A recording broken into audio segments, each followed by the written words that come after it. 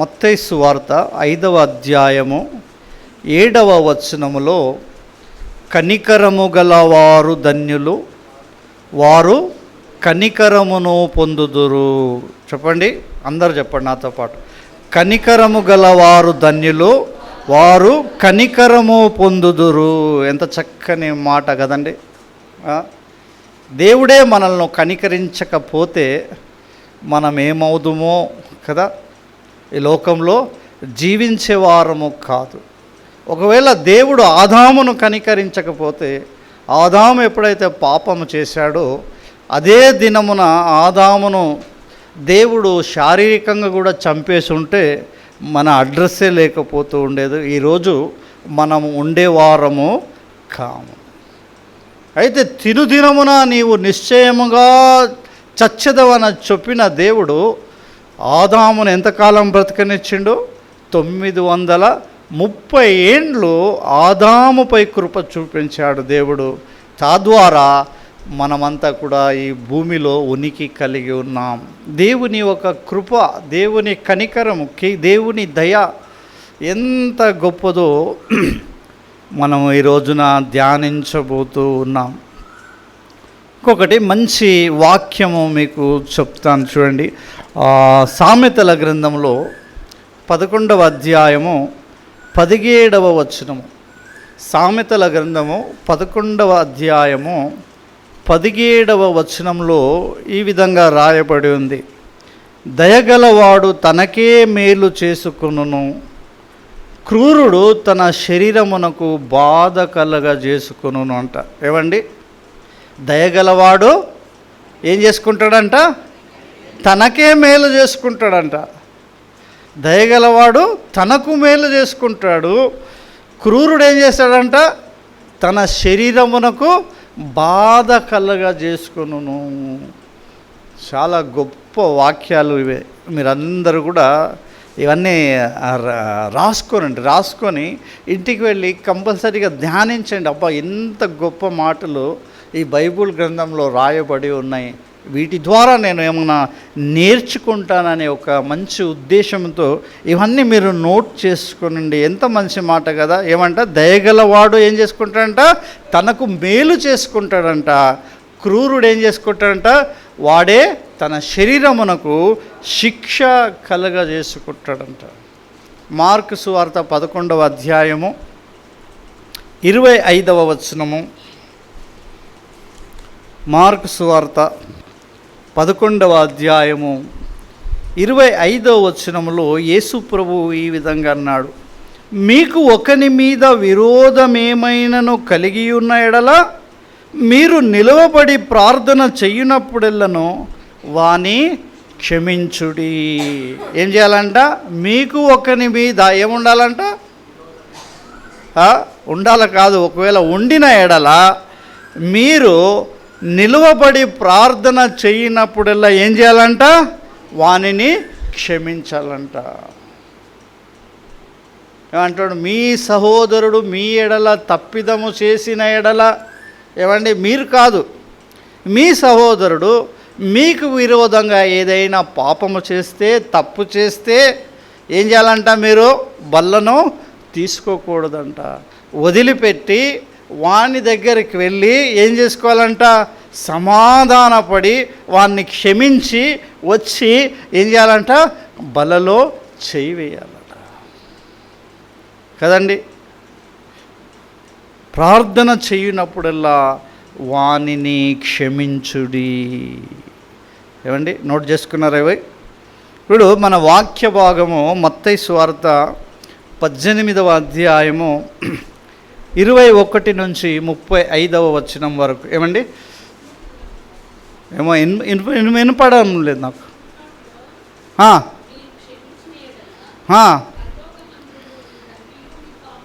క్షమించును. Okay, అవన్నీ సబ్జెక్టులు రాసుకొని ఉన్నాను, అవన్నీ వస్తాయి, మన మెసేజ్లు అన్నీ వస్తాయి. చాలా మంచి విషయమే గుర్తు చేశారు. మరి మత్తయి సువార్త 18వ అధ్యాయము 21 నుంచి 35వ వచనం వరకు మనం ఒక్కొక్క వచనము ధ్యానించుకుంటూ పోదాము ఈ రోజున. 21వ వచనంలో ఈ విధంగా రాయబడింది. చదవండి. ఆ సమయమున పేతురు ఆయన యొద్దకు వచ్చి, ప్రభువా, నా సహోదరుడు నా ఎడల తప్పిదము చేసిన ఎడల నేను ఎన్నిసార్లు అతన్ని క్షమింపవలెను? 7 సార్లు మట్టుక అడిగెను. ఏమండి, 7 మారుల మట్టుక అని ఉంది. మన భాషలో 7 సార్లు అనుకుందాం. పాత భాష అది, కొందరికి అర్థము కాదు. ఏమంటున్నాడు పేతురు? ప్రభువు దగ్గరికి వచ్చి, యేసు ప్రభువు దగ్గరికి వచ్చి ఏమంటున్నాడు? అయ్యా, నా సహోదరుడు నా ఎడల తప్పు చేశాడు, వానిని నేను ఎన్నిసార్లు క్షమించాలి? 7 సార్లు క్షమిస్తే సరిపోతుందా అని యేసు ప్రభువును అడుగుతూ ఉన్నాడు. లూకా సువార్త 17వ అధ్యాయము 4వ వచనము. లూకా సువార్త 17వ అధ్యాయము 4వ వచనము. అతడు ఒక దినమున 7 మారులు నీ ఎడల తప్పిదము చేసి 7 మారులు నీ వైపు తిరిగి మారు మనసు పొంది, మారు మనసు పొంది తిని అనిన ఎడల అతనిని క్షమింపవలను. ఏమడిగాడండి పేతురు ఇక్కడ? అయ్యా, నా జీవితంలో నా సహోదరుడు నా ఎడల పాపము చేస్తే నా జీవిత కాలం అంతటిలో 7 సార్లు అతన్ని క్షమిస్తే సరిపోతుందా? ప్రభు ఏమంటున్నాడు ప్రభు? అయ్యా, నీ జీవితంలో 7 సార్లు కాదు, ఒకవేళ నీ సహోదరుడు 7 సార్లు నీ ఎడల పాపము చేసి, లేక తప్పు చేసి, అపరాధము చేసి 7 సార్లు వచ్చి నీ దగ్గరికి నన్ను క్షమించమంటే ఏం చేయాలంట? దినమునకు 7 సార్లు. ఏమని రాయబడింది ఇక్కడ? అతడు ఒక్క దినమున 7 మారులు. దినమునకు 7 మారులు నీ ఎడల తప్పిదము చేసి 7 మారులు నీ వైపు తిరిగి మారు మనసు పొందితినని నా ఎడల అతని క్షమింపవలెను. రాసుకోండి, ఒక లెక్క చేయండి ఈ రోజున. మీ లెక్క చాలా కాలం నుంచి రాంగ్ వస్తుంది. చాలా సేవకుల దగ్గర నేను విన్నాను, కానీ ఆ లెక్క ఎందుకో రాంగ్ చూపెడుతున్నారు. ఈరోజు కరెక్ట్ చేసుకుందాం ఈ లెక్కని. ఏం చేయాలంటే దినమునకు 7 మార్లు క్షమించాలి. 7 రాసుకోండి, ఓకేనా? తర్వాత వాక్యానికి వెళ్దాం. అందుకు యేసు అతనితో ఇట్లా, నేను 7 మారుల మట్టుకే కాదు 70 ఏళ్ల మారుల మట్టుకని నీతో చెప్పుచున్నాను. ఎక్కడొచ్చాము? మత్తయి సువార్త 18వ అధ్యాయము 22వ వచనం చదువుతున్నాము. ఇప్పుడు ఇక్కడ ఏమంటున్నాడు ప్రభువు? అయ్యా, దినమునకు 7 మార్లు క్షమిస్తే సరిపోదు, ఈ 70 సంవత్సరముల వరకు క్షమిస్తూనే ఉండాలి అని చెప్పాడు. ఇక్కడ ఏం చేయాలి మీరు? 7 ఇంటూ ఎంత వేసుకోవాలి? 70 వేసుకోవాలి. ఏమండి, సంవత్సరానికి ఎన్ని దినములు? చెప్తలేరు, రావా మీకు లెక్కలు? 365 రోజులు. దినమునకు 7 మారుల మట్టుకు క్షమించాలి, 70 ఏండ్ల వరకు క్షమించాలి. సంవత్సరానికి ఎన్ని దినములు? 365. 7 × 70 × 365 లెక్కేసుకోండి. 1,78,850 సార్లు. వచ్చిందమ్మా కరెక్టా? 1,78,850 సార్లు క్షమించాలంట. నీ సహోదరుడు నీ ఎడల తప్పు చేస్తే 1,78,850 సార్లు క్షమించవలను. వాహ్! ఏమండి, ఎన్నిసార్లు పాపం చేస్తాం దినమునకు మనం? ఈజీగా చేసేస్తాం మేము. 7 సార్లు మనం చాలా ఈజీగా చేస్తాం. మేము పొద్దున లేచిన కాడు నుంచి రాత్రి పండుకునే వరకు. ఒకవేళ దేవుడు ఒక లిమిట్ పెడితే ఏమవుతాం మనం? మహాభారతంలో కృష్ణుడు ఒక లిమిట్ పెడతాడు. ఏమంట? 100 సార్లు క్షమిస్తాను, 100 సార్లు క్షమిస్తాను అతడిని. 100కు 1 సారి ఎక్కువ పాపం చేశాడంటే, తప్పు పలికాడంటే నేను వాడిని చంపేస్తానని. 100 సార్లు క్షమిస్తాడు, 101వ సారి చూస్తూ ఉంటాడు, ఎదురు చూస్తూ ఉంటాడు ఈ కృష్ణుడు. వీడు ఎప్పుడు 100 కంప్లీట్ చేస్తాడా అని చూస్తూ ఉంటాడు. 100 సార్లు తప్పులు చేయగానే 101వ సారికి ఏం చేస్తాడు? సుదర్శన చక్రం వదిలి చంపేస్తాడు. అటువంటి వాడు కాదు మన దేవుడు. ఎటువంటి వాడు? క్షమించేవాడు. Unlimited forgiveness of God. ఎట్లా మన దేవునిది? అపరిమితమైన క్షమించే దేవుడు, అపరిమితముగా క్షమించే దేవుడు మన దేవుడు అని ఈ ఒక భాగములో దేవుడు రుజువుపరిచి ఉన్నాడు.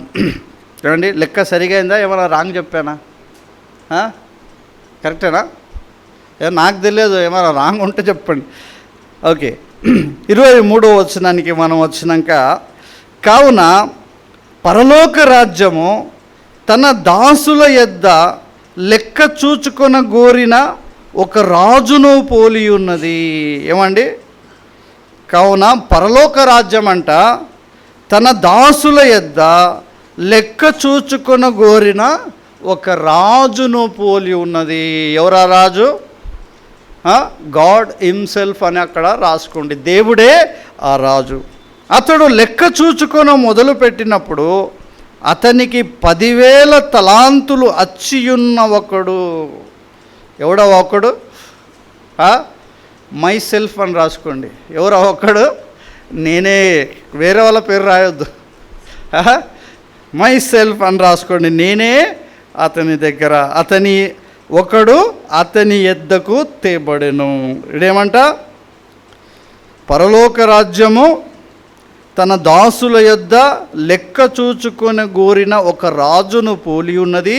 అతడు లెక్క చూచుకొని మొదలుపెట్టినప్పుడు 10,000 తలాంతులు అచ్చియున్న ఒకడు అతని యొద్దకు తేబడెను. ఏమండి? ఎంత? ఫుట్ నోట్లో రాసి ఉంది 10,000 తలాంతులు. ఒక తలాంత్ ఎంతంట? 3,600 అంట. 10,000 తలాంతులకు ఎంత అయింది? 3,60,00,000 అవుతుంది. ఎప్పుడు మాట ఇది? ఎప్పుడు చెప్పాడు ఈ ఉపమానం యేసు ప్రభువు? 2000 సంవత్సరాలు. 2000 సంవత్సరాలప్పుడు రూపాయి విలువ ఎంత? నేటికి ఆ రోజులో ఉండే రూపాయికి ఈ రోజులో మనం లెక్క కడితే ఎంత అవుతుంది? ఏమండి? ఒక 30 ఏండ్ల కింద మా చిన్నాన్న ఇక్కడ నేరేడుమెట్లో ఒక ప్లాట్ కొన్నాడు.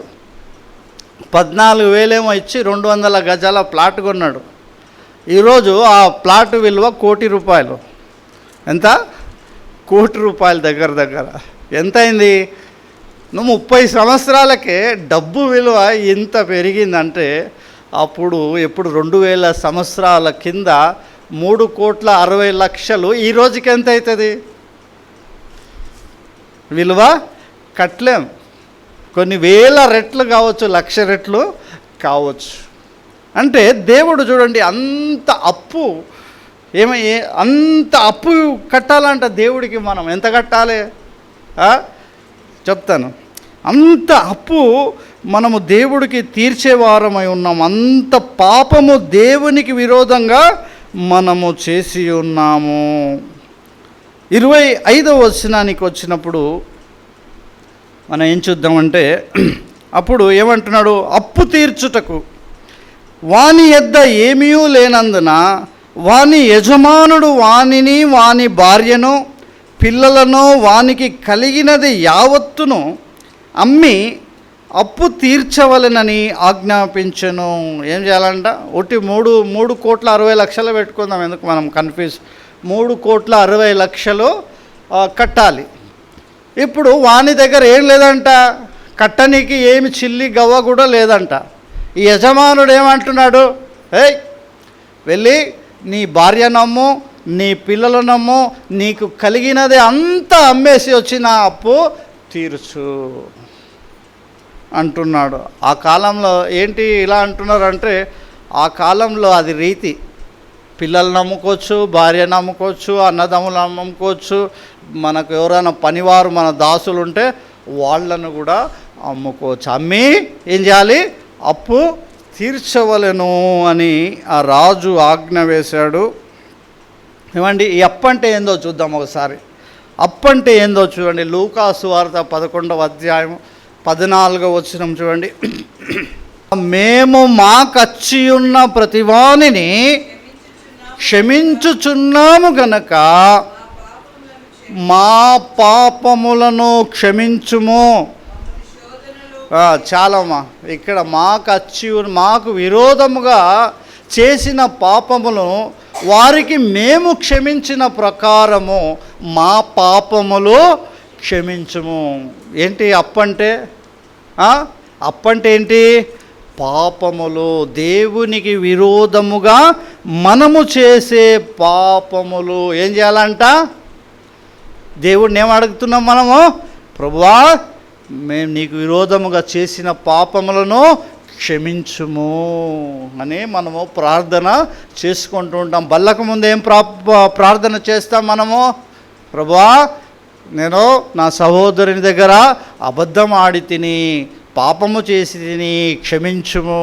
నా సహోదరిని నేను మోసము చేసి తిని, నన్ను క్షమించుము అంటుంటాము. అంటామా? మీరు అందరూ అనరేమో, అంటారా? అంటే మీరు పాపము చేయరని లెక్క. మీరందరూ చాలా మంచివారు, పాపము చెయ్యని వారు. పాపము చేసినప్పుడు ఏం చేస్తాం మనము? క్షమించుము అని అడుగుతూ ఉంటాం. అంటే అప్పంటే ఏమర్థమైంది మనకు? పాపమని అర్థమైంది. ఈ పాపానికి వచ్చే జీతం ఏమంట?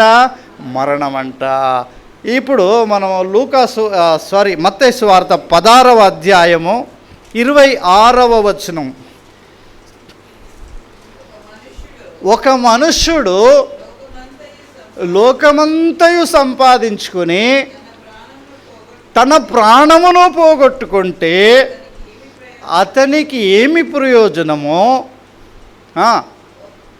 చదవండి, కంటిన్యూ. అంతేనా? సరే, ఆ వచనం కంప్లీట్ అయిందా? సరిపోయిందమ్మా, చాలా సరిపోతుంది. ఒక మనుష్యుడు లోకమంతయు సంపాదించుకొని తన ప్రాణము పోగొట్టుకుంటే అతనికి ఏమీ లాభమో? తన ప్రాణమునకు ప్రతిగా అతడు ఏమి ఇవ్వగలడు? ఆ మాట లేదా అక్కడ ఉంది. మరి ఎందుకు చదవలేదు మీరు? ఒక్క ప్రాణమునకు ప్రతిగా ఏమనుకున్నాం? ఎప్పుడు పాపములకు వచ్చే జీతము. ఇది కొంచెం వాక్యం వేరుగా ఉంటుంది, కొంచెం ఇంట్రెస్ట్గా వింటేనే మీకు అర్థమవుతుంది. ఏమండి, పాపానికి వచ్చే జీతం ఏమనుకున్నాము? మరణం అనుకున్నాము. ఆ మరణము వస్తుంది. ఇక్కడ ఆ మరణాన్ని తప్పించుకోవడానికి ఏమంట? ఒకడు లోకమంతా సంపాదించుకొని వానికి కలిగినది యావత్తూ ఇచ్చి వేసినా వాడు బ్రతకగలడా? ఏమయ్యా, ఎవరున్నారు ఈరోజు ప్రపంచంలో? ఎలాన్ మస్క్, కుబేరుడు ఎవరు ప్రపంచంలో నంబర్ 1? ఏమో అంటారు, ఆయన పేరేంది? అమెజాన్ జెఫ్ బెజోసా? ఆయన అనుకుందాం, వీళ్ళని అనుకుందాం, ఎవరో ఒకరు. ఎలాన్ మస్క్ అనుకుందాం. పోనీ ఎలాన్ మస్క్ ఎంత ఆస్తి ఉంది అతనికి? ప్రపంచంలో 2వ స్థానమో 1వ స్థానమో మొత్తం ఆస్తి ఉంది. అతని వయసు 70 దాటిపోయింది అనుకుందాం. అతడు మరణ పడకలో ఉన్నాడు అనుకుందాం. అతడు డాక్టర్ల దగ్గరికి వెళ్ళి, లేకపోతే హాస్పిటల్లే అతనిది అనుకున్నాం. అంత డబ్బున్నవాడు, హాస్పిటళ్ళు, డాక్టర్లు సమస్తము ఆయనవే అనుకుందాం. అయ్యా, నేను చేసిన పాపానికి ప్రతిగా నాకు ఇదిగో మరణం వస్తుంది, ఇదిగో నాకున్న ఆస్తి అంతా నువ్వు తీసుకో, నీ డబ్బంతా నువ్వు తీసుకో, నన్ను ఈ మరణము నుంచి కాపాడు. ఏమండి, కాపాడగలరా? కాపాడగలరా? ఎంత డబ్బు పెట్టినా ప్రాణాన్ని ఎవరము కాపాడలేము. కనుక ఇక్కడ దేవుడు ఏమంటున్నాడు? మీ నీతి క్రియలన్నీ ఏమంట? మీ నీతి క్రియలన్నీ మా దేవుని దృష్టికి ఎట్లున్నాయంట? మురికి గుడ్డల వలె ఉన్నదంట. మీ డబ్బంతయు, మీ నీతి క్రియలు, మీరు చేస్తారే దాన ధర్మాలు, పుణ్యకార్యములు, మనిషికి కనబడవలనని మీరు అన్నీ చేస్తారు కదా, అన్ని మంచితనాన్ని కనబరుచుకుంటారు కదా, అదంతా దేవుని దృష్టికి ఎట్లుందంట? మురికి గుడ్డల వలె ఉందంట.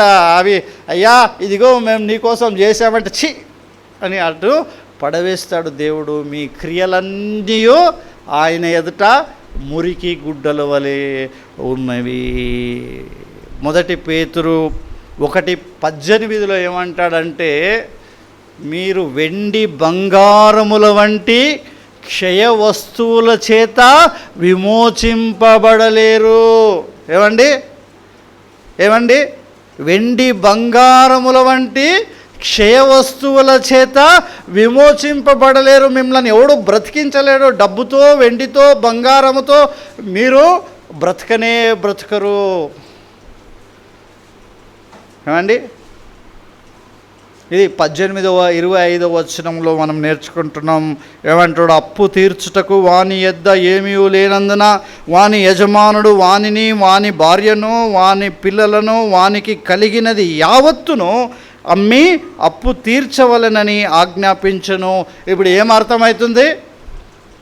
ఎంత ఇచ్చినా మన అప్పు తీరదు. ఏమండి? మనం ఎంత చెల్లించినా మన అప్పు తీరదు. మనము మరణము నుంచి, పాపానికి విమోచన కలగదు. ఏమండి? 26వ వచనంకి వద్దాం. కాబట్టి ఆ దాసుడు అతని ఎదుట సాగిలపడి మురుక్కి, నా ఎడల ఓర్చుకొనుము, నీకు అంతయు చెల్లింతునని చెప్పగా. ఏమండి? పైన వచనంలో చూస్తాము అప్పు చెల్లించడానికి అతని దగ్గర ఏమీ లేదు అని వాక్యం చూస్తాము. ఇక్కడ అతడు ఏమంటున్నాడు? కొంచెం ఓర్చుకుంటే అంత ఇచ్చేస్తాడంట. అంత ఇవ్వగలుగుతాడా? ఇవ్వలేడు కదా. పాపానికి వచ్చే జీతము 6:23 ఏమంటాం? పాపానికి వచ్చే జీతము మరణం అని తెలుసుకున్నాము. ఎఫెసీ పత్రిక 2వ అధ్యాయము, మొదటి 3 వచనాలు మీరు చదవకండి, నేను చదువుతాను. మీ అపరాధముల చేతను పాపముల చేతను మీరు చచ్చిన వారై ఉండగా, మీ అపరాధముల చేతను పాపముల చేతను మీరు చావవలసిన వారై ఉండగా. ఏమండి? ఒకటి చచ్చి పుట్టాము, ఆధ్యాత్మిక మరణం చెంది దాని గురించి రాయబడింది. ఫ్యూచర్లో జరగబోయే మరణం ఏంటది? శారీరక మరణము. మనమంతా ఏమండి? మన అపరాధముల చేత పాపముల చేత ఏమండి? చావవలసిన వారమై ఉండగా. ఏమండి? వాయుమండల సంబంధమైన అధిపతిని అనగా అవిధేయులైన వారిని ఇప్పుడు ప్రేరేపించు శక్తికి అధిపతిని అనుసరించి ఈ ప్రపంచ ధర్మము చొప్పున మునుపు నడుచుకొంటిరి. వారితో కలిసి మనమందరము శరీరము యొక్కయు మనసు యొక్కయు కోరికలను నెరవేర్చుకొనుచు మన శరీరాశలను అనుసరించి మునుపు ప్రవర్తించుచు కడమవారి వలె స్వభావ సిద్ధముగా. ఏమండి? కడమవారి వలె అంటే దేవుణ్ణి ఎరగని ఇతర ప్రజల వలె ఏమండి? మనము కూడా దేవుని ఉగ్రతకు పాత్రులమై ఉంటిమి. మనమందరం ఎట్లుంటిమి? మనము కూడా ఇతరుల వరే లోకముతో కలిసి, సాతానుతో కలిసి, మన మనసుకు నచ్చినట్లు, మన శరీరముకు నచ్చినట్లు, మన కోరికలను నెరవేర్చుకొనుచు పాపము చేయొచ్చు. ఏమైంటిమి? దేవుని ఉగ్రతకు పాత్రులమై యుంటిమి. 27వ వచనం. ఆ దాసుని యజమానుడు, ఆ దాసుని దేవుడు కనికరపడి వానిని విడిచిపెట్టి వాని అప్పు క్షమించెను. హల్లెలూయా. ఏమండి? దైవోగ్రతకు పాత్రులమైంటిమి. మరణానికి పాత్రలమై ఉంటిమి. ఇప్పుడు ఏం చేస్తున్నాడు దేవుడు? ఆ దాసుని మీద కనికరపడి ఏం చేసినాడు? వాని పాపమును వాని అప్పంతయు క్షమించి వేశాడు. లూకా సువార్త 24వ అధ్యాయము 46, 47 వచనాలు. లూకా సువార్త 24వ అధ్యాయము. క్రీస్తు శ్రమపడి 3వ దినమున మృతులలో నుండి లేచుననియు యెరూషలేము మొదలుకొని సమస్త జనములలో ఆయన పేరట మారు మనసును పాపక్షమాపణయు ప్రకటింపబడునని రాయబడి ఉన్నది. ఏమండి, ఇది ఎవరు పడాలి? పాపానికి ఎవరు శ్రమ పడాలి? మనము శ్రమ పడాలి. పాపం కొరకు ఎవరు చనిపోవాలి? మనము చనిపోవాలి. కానీ ఇక్కడ ఎవరు శ్రమపడ్డారు? క్రీస్తు శ్రమపడ్డాడు, క్రీస్తు చనిపోయాడు. యెరూషలేము మొదలుకొని సమస్త జనములలో ఆయన పేరట మారు మనసును పాప క్షమాపణయో ఏం ప్రకటించబడింది? ఇక్కడ ఏం చేశాడు ఆ యజమానుడు? ఆ దాసుడిని పిలిచి, పో, నీ అప్పంతయో నీ పాపమంతయో క్షమిస్తాను, నీ అప్పు తీర్చడానికి మరి ఒక వ్యక్తిని ఏర్పాటు చేసుకొని ఉన్నాను. ఏమండి, ఎవర వ్యక్తి? యేసుక్రీస్తుని దేవుడు ఏర్పాటు చేసుకున్నాడు. యేసుక్రీస్తు ఏం చేశాడు? మన అప్పంతయు తీర్చివేశాడు. మన స్థానంలో ఆయన చనిపోయి ఏం ప్రకటించాడు? ఇప్పుడు క్షమాపణ. క్షమాపణ ఎవరికి ప్రకటించాడు? ఎక్కడని రాయబడింది ఇది? ఆయన పేరట మారు మనసును సమస్త జనములలో. సమస్త జనములలో. ఏమండి, ఎక్కడో మారుమూల ఉన్న మనకు కూడా ఏమి ప్రకటించబడింది? పాప క్షమాపణ. ఇదిగో మీకు మంచి వార్త ఉన్నది. ఏదో ఆ వాక్యం అప్పుడప్పుడు గుర్తు చేసుకుంటా ఉంటా కానీ గుర్తుకొస్తలేదు. పాపభారము మోసుకొనుచున్న సమస్త జనులారా నా యొద్దకు రండి, నేను విశ్రాంతిని కలగజేతును. ఏం ప్రకటించబడింది? క్షమాపణ ప్రకటించబడింది. ఎంత గొప్పడు కదా దేవుడు, మన దేవుడు. ఏండి, మన అప్పు ఆయన తీర్చాడు, మన పాపానికి వెల ఆయన చెల్లించాడు, మనము చావవలసి ఉండగా ఆయన చచ్చిపోయాడు. ఆయన పేరట మనకు క్షమాపణ ప్రకటించబడింది. ఎఫెసీ పత్రిక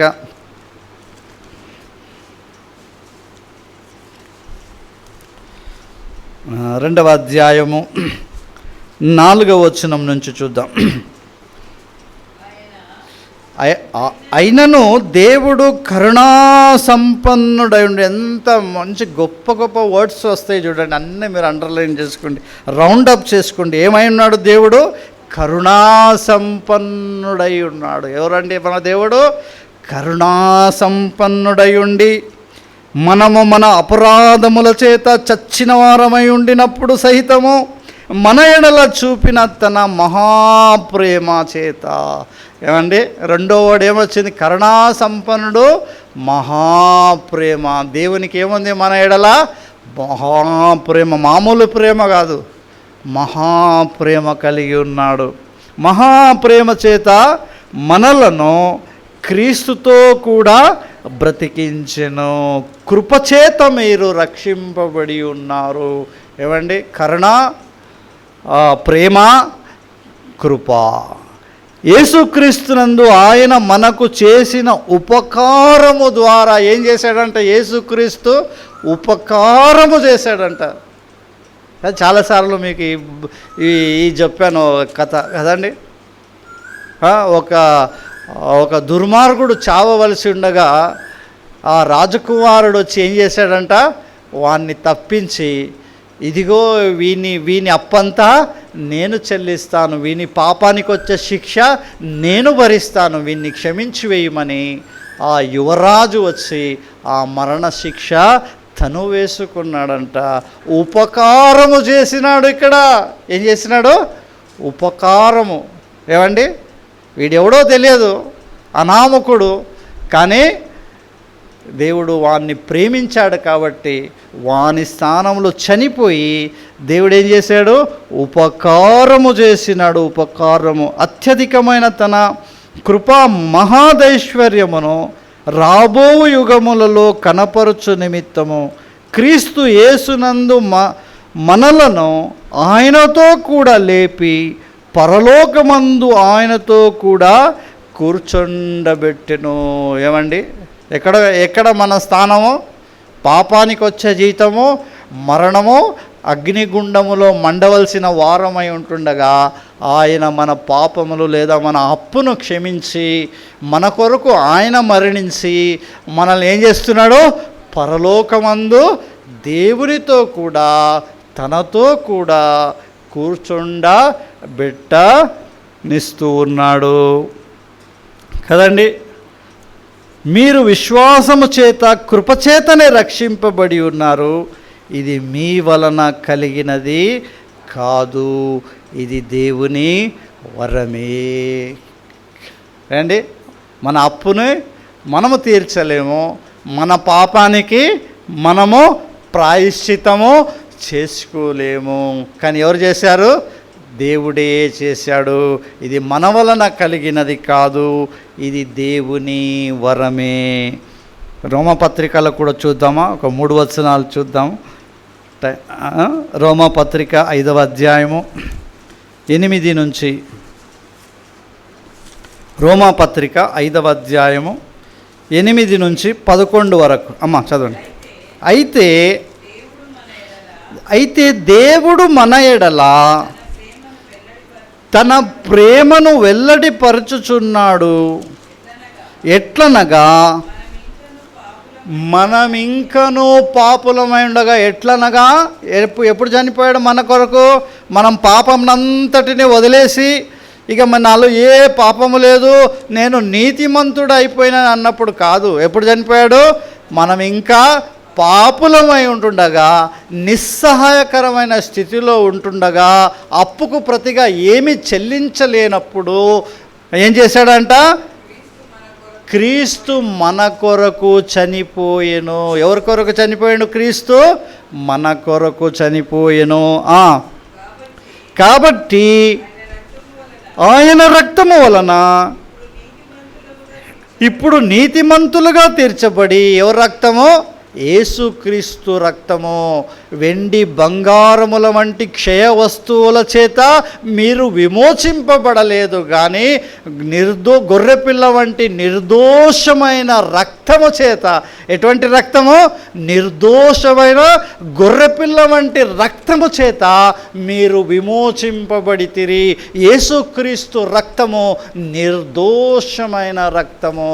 గొర్రెపిల్ల వంటి రక్తము చేత మనకు విమోచన కలిగింది. ఇప్పుడు నీతిమంతులుగా తీర్చబడి మరింత నిశ్చయముగా ఆయన ద్వారా ఉగ్రత నుంచి రక్షింపబడుదుము. అక్కడ ఎఫెసీ పత్రికలో చదివాము. ఏం చదివాము? దైవోగ్రతకు, దేవుని ఉగ్రతకు మనం ఏమై ఉంటిమి? పాత్రులమై ఉంటిమి. దేవుని ఉగ్రతకు పాత్రులమై ఉంటిమి. ఇప్పుడు యేసు ప్రభు ఒక రక్తము ద్వారా ఏమయ్యాము? ఆ ఉగ్రత నుంచి విమోచింపబడ్డాము, ఉగ్రత నుంచి తప్పించబడ్డాము, నరక గుండము నుంచి తప్పించబడ్డాము. ఆయన ద్వారా ఉగ్రత నుంచి రక్షింపబడ్డాము. ఏలయనగా శత్రువులమై ఉండగా ఆయన కుమారుని మరణము ద్వారా మనము దేవునితో సమాధానపరచబడిన ఎడల సమాధానపరచబడిన వారమై ఆయన జీవించట చేత మరి నిశ్చయముగా రక్షింపబడుదుము. గ్యారంటీ ఏంటండి? యేసు ప్రభు మరణించాడు. ఏం చేశాడు? ఆ మరణములోనే ఉండిపోలేదు, సమాధిలోనే ఉండిపోలేదు. ఆయన శరీరము కుళ్ళిపోలేదు ఆయన శరీరము. ఏమండి, ఇంకొక వర్డ్ ఉంది అక్కడేమో,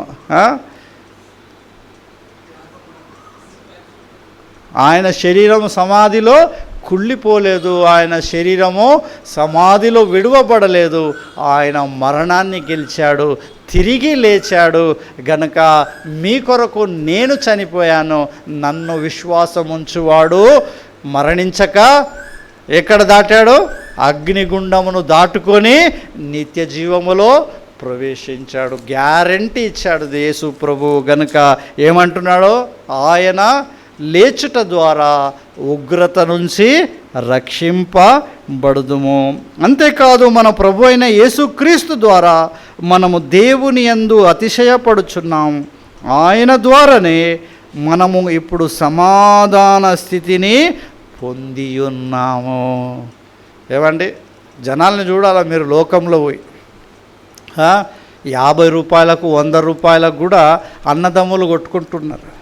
చిన్న చిన్న వాటికి ద్వేషము, కోపము, ఎంత భయంకరంగా లోకాన్ని ఈరోజు చూస్తున్నానంటే నేను చాలా భయంకరంగా జనాల్లో ఉగ్రత, శాపము, సమాధానము లేని స్థితి, కుళ్ళు, కుతంత్రము, ఇవన్నీ కూడా మనిషి హృదయాల్లో నిండిపోయి వారి జీవితాల్లో సమాధానము లేని స్థితిలో చాలామంది ప్రజలు బ్రతుకుతూ ఉన్నారు. చీటికి మాటికి చిన్న వాటికంత గొడవలు, తగాదాలు, విడాకులు, మర్డర్లు.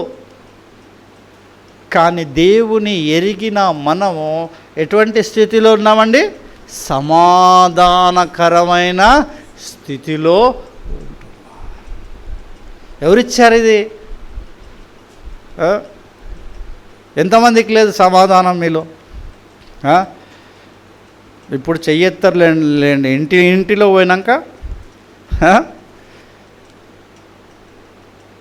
ఈ సమాధానం ఎక్కడి నుంచి వచ్చిందంటే దేవుని నుంచి మనము కలిగి ఉన్నాము. హల్లెలూయా! ఎంత గొప్ప దేవుడో మనకు సమాధానమైన స్థితిని కలగజేసి ఉన్నాడు. రిటర్న్ వచ్చేద్దాం. ఎక్కడికి వద్దాం? రెండవ భాగానికి వద్దాం. ఇక్కడి నుంచి ఒక భాగము ఏంటి?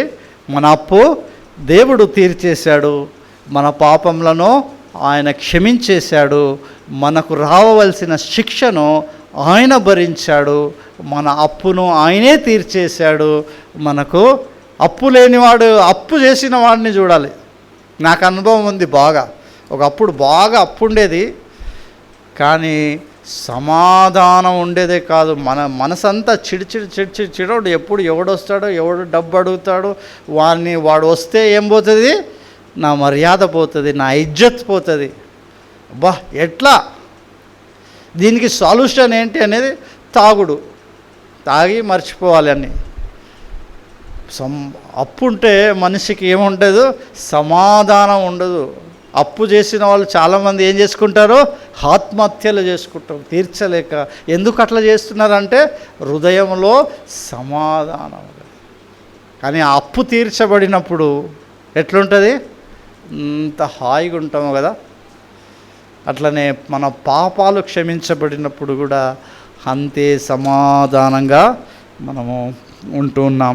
ఇక్కడ 28వ అయితే ఆ దాసుడు బయటికి వెళ్ళి తనకు 100 దేనారములు అచ్చి ఉన్న తన తోడి దాసులలో ఒకని చూచి వాని గొంతు పట్టుకొని నీవు అచ్చి ఉన్నది చెల్లించుమనెను. ఏమయ్యా,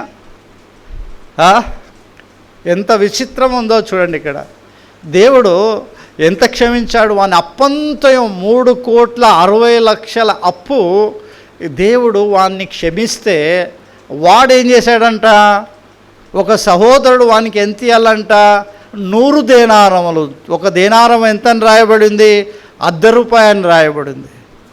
50 రూపాయలు వాడు అప్పు, వాడికి ఇంకొకటి ఇవ్వాలి. అయితే వాడిని ఏం చేశాడు? వీడొచ్చి గొంతు పట్టుకొని ఏం చేస్తున్నాడు? చలో నా 50 రూపాయలు ఇచ్చి కదులు. ఏమండి, ఎంత క్షమించాడు దేవుడు మనల్ని. అర్థం చేసుకోండి, ఇక్కడ డబ్బు గురించి కాదు ఇది. ఇది డబ్బు గురించి కాదు వాక్యము. ఏమండి, దేవునికి విరోధంగా మనము చేసిన అపరాధములను, ఎన్ని అపరాధములు, అసంఖ్యకమైన అపరాధములను దేవుడు క్షమించాడు.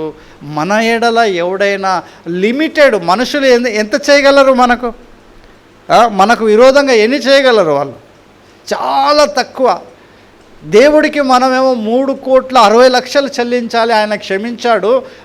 ఈ వీడికి 50 రూపాయలు చెల్లించాలంట. వీడు అంతే, 50 రూపాయల కోసం వాడు ఏం చేశాడంట, వాని గొంతు పట్టుకున్నాడంట. గొంతు పట్టుకొని, నీవు అచ్చి ఉన్నది చెల్లించు, ఇవ్వకపోతే నిన్ను వదలను. ఏమండి, దేవుడు మనల్ని క్షమించాడు కదా, మనము క్షమించగలుగుతున్నామా మన సహోదరులను, మన సహోదరులను? మన ఎడల అపరాధము చేసిన వారిని మనము క్షమించగలుగుతూ ఉన్నామా? ఒకసారి ఆలోచించుకుందాం ఇక్కడ. లేకుంటే చాలా భయంకరమైన స్థితికి వెళ్ళిపోతాం. మనం క్షమించలేదనుకో, దేవుడు కూడా మనలో క్షమించాడంట. ఆంటీ అప్పుడే నోట్ చేసేది, మళ్ళీ ఒకసారి గుర్తు చేస్తాను మీకు. ఒకవేళ దేవుడు క్షమించేలాగన మనము క్షమించకపోతే మనుషులను, మనము నరకములో పోతామంట. ఏమండి, ఇక్కడ అంటే మనం ఇక్కడ టాలీ చేసుకుందాం. దేవుడు అసంఖ్యకమైన పాపాలు క్షమిస్తే, మన ఎడల ఎవడైనా ఒక చిన్న మాట అంటే ఓర్చుకోవే? అన్నీ మన హృదయాలన్నీ ఇప్పిడబెట్టాలి. మనసులన్నీ ఇప్పి పెడితే అన్నీ బయట పడుతుంటాయి. ఎన్నెన్నో సంవత్సరాల క్రితం, 2 సంవత్సరాల క్రితము, 5 సంవత్సరాల క్రితము, 10 సంవత్సరాల క్రితము ఉన్నవన్నీ బయటపడుతుంటాయి. ఒక ఆయన అంటున్నాడు, మొన్న కరోనా టైంలో నువ్వు వచ్చి మా పిల్లలకు సన్న బియ్యం వండి పెట్టలేదు, దొడ్డు బియ్యం వండి పెట్టినావు, నువ్వు ఎంత డేంజర్ అంటున్నాడు. ఎప్పుడో 3 సంవత్సరాల కింద కరోనా వస్తే అది ఇంకా ఆయన మనసులో పెట్టుకున్నాడు, హృదయంలో. నాకు ఆశ్చర్యం అనిపించిందా? అంటే మనుషులు చూడండి, క్షమించే గుణము మనుషులకు లేకపోవడము ఎంత ఆశ్చర్యం. దేవుడు క్షమిస్తే, మన అపరిమితమైన పాపాలు దేవుడు క్షమిస్తే, ఒకవేళ నిజంగానే చేసినాం అనుకో, మనం నిజంగానే నేను మీ ఎడల మీకు ద్రోహం చేశాను, 100, 200, 500, 1000 రూపాయలు మీరు క్షమిస్తే ఏమవుతుంది? పోనీ దేవుడు ఎన్ని అపరాధములు క్షమించాడు, పోనీలే 1000 రూపాయలు అని మర్చిపోతే ఏమవుతుంది? కానీ మనుష్యులు క్షమించక ఏం చేస్తున్నారు? హృదయములో భద్రము చేసుకుంటూ ఉన్నారు. జాగ్రత్త. తర్వాత ఏం చేస్తున్నాము? తర్వాత 29 నుంచి మనం చూసినట్టయితే, అందుకు వాని తోడి దాసుడు సాగిలపడి, నా ఎడల ఓర్చుకొనుము, నీకు చెల్లించదనని వానిని వేడుకొనెను. కానీ వాడు ఒప్పుకొనక అచ్చి ఉన్నది చెల్లించు వరకు వానిని చెరసాలలో వేయించెను. ఎంత దుర్మార్గుడు ఉన్నాడో చూడండి వీడు. ఎంత దేవుడు క్షమిస్తే 50 రూపాయల కోసము ఏం చేశాడంట? వీడిని జైల్లో వేయించానంట. మత్తయి సువార్త 6వ అధ్యాయము 12వ వచనము చదవండి. మత్తయి సువార్త 6వ అధ్యాయము 12. మా రుణస్థులను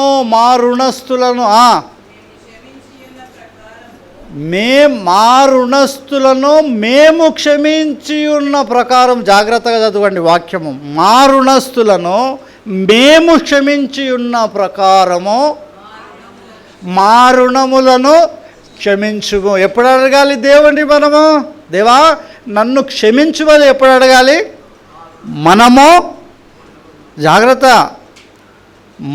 మనము ఇతరులను క్షమించినప్పుడే మనము దేవుని ఎదుట వెళ్ళి, అయ్యా నేను క్షమించాను, నన్ను క్షమించుమనే అధికారము ఉంటుంది. జాగ్రత్త. తర్వాత 14వ వచనం చదవండి. మనుష్యుల అపరాధములను మీరు క్షమించిన ఎడల మీ పరలోకపు తండ్రియు మీ అపరాధములను క్షమించును. ఏమండి? మనుష్యుల అపరాధములను మనము క్షమిస్తే మన పరలోకపు తండ్రి మన అపరాధములను క్షమించును. 15వ వచనం చదవండి. మీరు మనుష్యుల అపరాధములను క్షమింపకపోయిన ఎడల మీ తండ్రియు మీ అపరాధములను క్షమింపడు. ఏమండి? ఉట్టి చదువుతాం కదా మనం, సంవత్సరంలో 2 సార్లు ముగించాలి బైబుల్, 5 సార్లు ముగించాలి, పోటీపడి ముగిస్తాం కదా. ముగించడం అవసరం లేదండి, అందులో ఉండేవి నేర్చుకోవడము అవసరము. నేర్చుకోవడము అవసరం. ఇవి నేర్చుకోవాలి. మనం ఏం నేర్చుకోవాలి? మన ఎడల చేసిన అపరాధములు మనము క్షమించకపోతే పరలోకపు తండ్రి మా అపరాధములను క్షమించడు. కాబట్టి ఏం చేస్తాం? ఈరోజు ఒక లిస్ట్ తయారు చేస్తాం. పరిమళ 2012లో నా ఎడల ఇదిగో ఈ తప్పు చేసింది. వాక్య నన్ను 2023లో తిట్టింది. అన్నీ వాళ్ళు నన్ను ఈ విధంగా మాట అన్నారు, వాళ్ళు నాకు ఇంత డబ్బు ద్రోహము చేశారు అన్నీ లిస్ట్ తయారు చేసుకోండి. దేవుని ముందు పెట్టండి. దేవా, వీరందరినీ నేను క్షమించేస్తున్నాను. ఇక మీదట వీరి ఎడల నా హృదయంలో ఎటువంటి పగ కానీ ద్వేషం కానీ ఏది కానీ ఉండదు. నా హృదయాన్ని నేను శుద్ధి చేసుకుంటున్నాను. దయచేసి నీవు నన్ను క్షమించుము. ఏం చేశాడు అప్పుడు మీ పరలోకపు తండ్రి? మీ అపరాధములన్నిటినీ కొట్టి మీ అప్పంతయు ఒకసారి తీర్చాడు. దానికి దీనికి లింక్ పెట్టండి. దేవుడు క్షమించేవాడే. దేవుణ్ణి మనము ఎరగనప్పుడు దేవుడు మన అపరాధములన్నీ క్షమించి వేశాడు, ఆయన చెల్లించాడు. తర్వాత ఆయన బిడ్డలమైన తర్వాత ఆయన ఏమంటున్నాడు?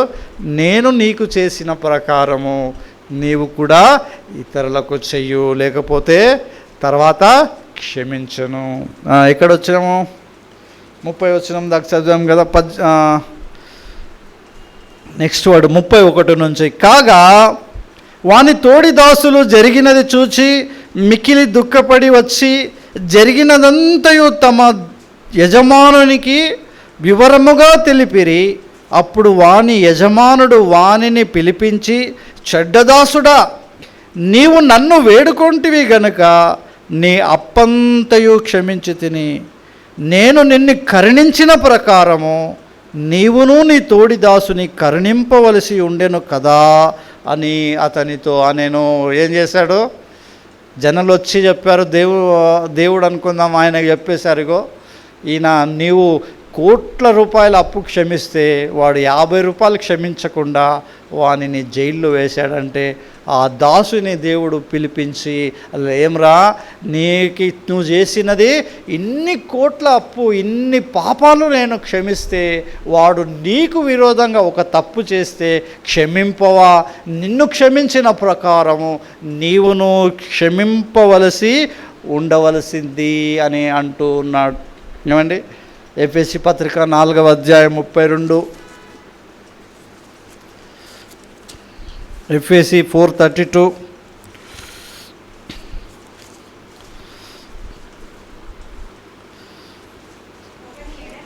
ఒకని ఎడల ఒకడు దయగలిగి కరుణాహృదయులై క్రీస్తునందు దేవుడు మిమ్మును క్షమించిన ప్రకారము మీరును ఒకరినొకరు క్షమించుడి. ఒకని ఎడల ఒకడు దయగలిగి ఎట్లుండాలంట? దేవుడికి ఏముంది? కరుణాహృదయము కలిగి ఉన్నాడు. మహాప్రేమ చేత, ఉపకారము చేత ఆయన ఏం చేశాడంట? మనల్ని క్షమించాడు. మనకు కూడా ఆయనకున్న హృదయము ఏ హృదయం ఉండాలి? కరుణా హృదయము కలిగి ఉండాలి.